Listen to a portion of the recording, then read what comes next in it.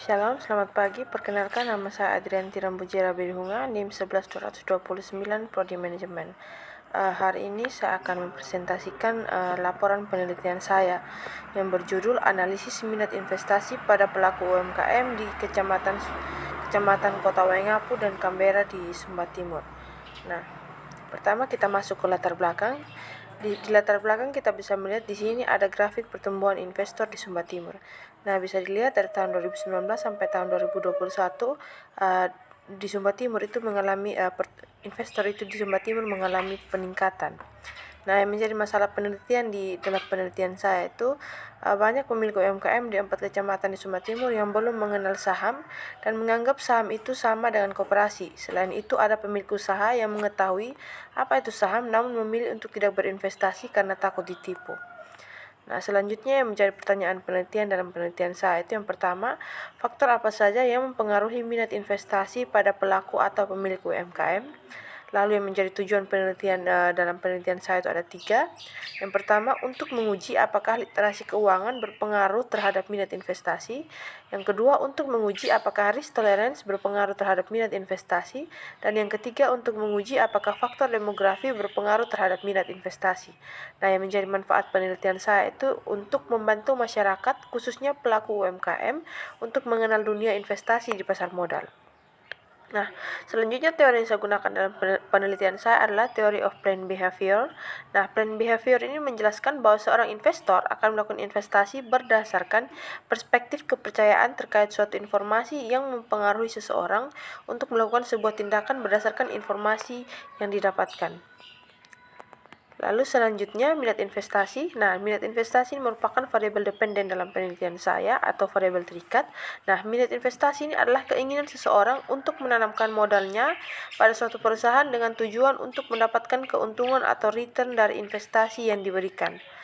Selanjutnya, literasi keuangan. Literasi keuangan ini merupakan variabel independen pertama dalam penelitian saya.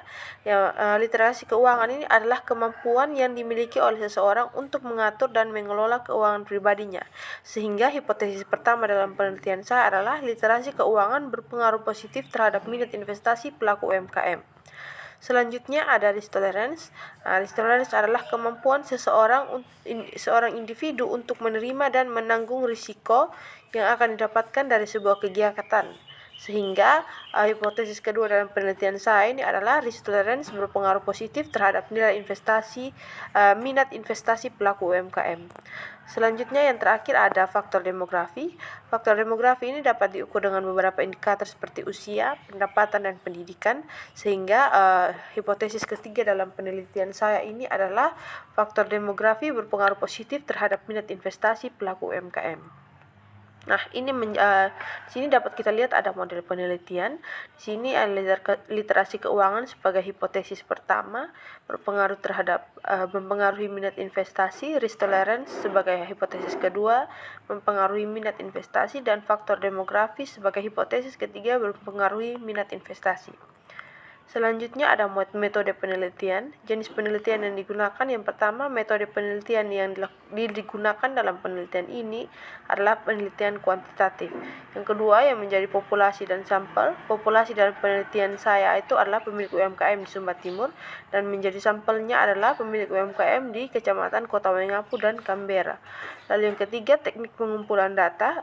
Pengumpulan data di sini menggunakan kuesioner dengan skala pengukuran yang digunakan adalah skala Likert dengan rentang 5 poin. Dengan tingkat preferensi tidak setuju dengan nilai 1 dan sangat setuju itu dengan nilai 5. Lalu selanjutnya teknik analisis data. Yang pertama menggunakan guidance of data. Di sini guidance of data ini dilakukan untuk menguji validitas dan reliabilitas kuesioner dengan menggunakan metode correlation Pearson dan Cron-Based Alpha.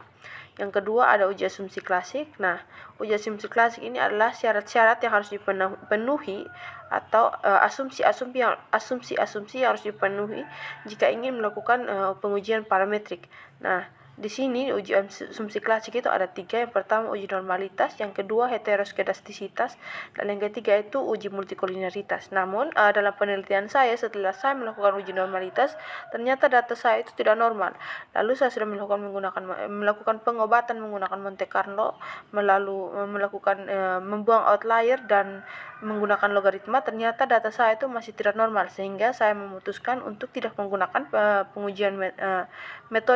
pengujian parametrik dan menggunakan metode non parametrik. Nah, sehingga metode yang saya gunakan itu adalah uji Friedman. Nah, uji Friedman ini adalah uji statistik yang digunakan untuk melihat hubungan antar variabel.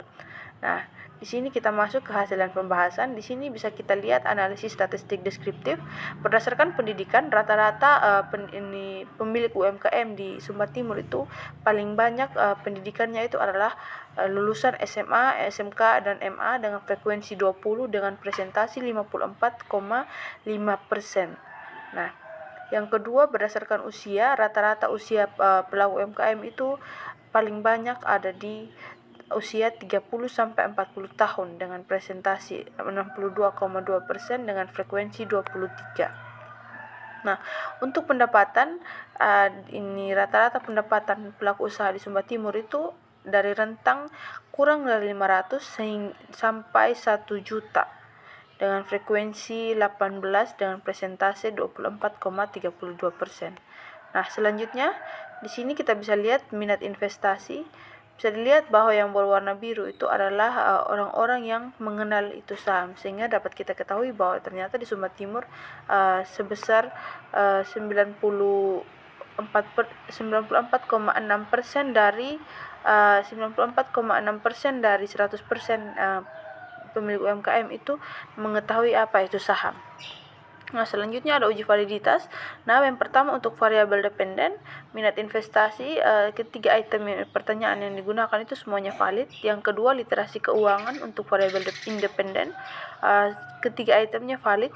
Yang ketiga itu ada risk tolerance. Nah, di sini yang valid itu hanya 3 item, sedangkan item terakhir yang keempat itu tidak valid sehingga harus dibuang. Nah, selanjutnya ada uji reliabilitas. Di sini kita bisa lihat bahwa nilai Cronbach alpanya itu 0,721, sedangkan batasan untuk uji reliabilitas itu adalah 0,60, sehingga karena Cronbach alpha di sini lebih besar daripada 0,60, maka data kuesioner saya dapat dikatakan reliable dan baik untuk penelitian. Selanjutnya kita masuk uji Friedman literasi keuangan terhadap minat investasi. Yang kita lihat di sini adalah chi-square sebesar 9.000, sedangkan chi-table saya itu sebesar 3,483. Nah, dapat disimpulkan bahwa karena chi-square lebih besar daripada chi-table, maka ada hubungan antara literasi keuangan terhadap minat investasi. Nah, yang kedua uji Friedman risk tolerance terhadap minat investasi, chi-table-nya masih sama, karena chi-square lebih besar daripada chi-table, maka dikatakan ada hubungan antara risk tolerance terhadap minat investasi.